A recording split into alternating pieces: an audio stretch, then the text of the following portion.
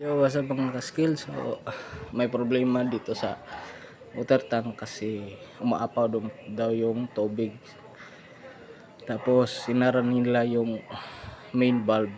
So, hindi na nakapag-refill sa water tank. So, ito, maliit lang yung konti lang tubig ng water tank.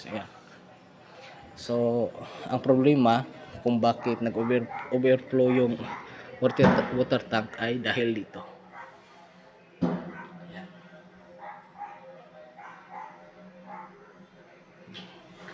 Sira na ang float valve. So, nasan yung bola? Nandun. Yan. Yan. Kasama yung bola, rod, at saka yung connection nitong sa float valve, yung rubber niya.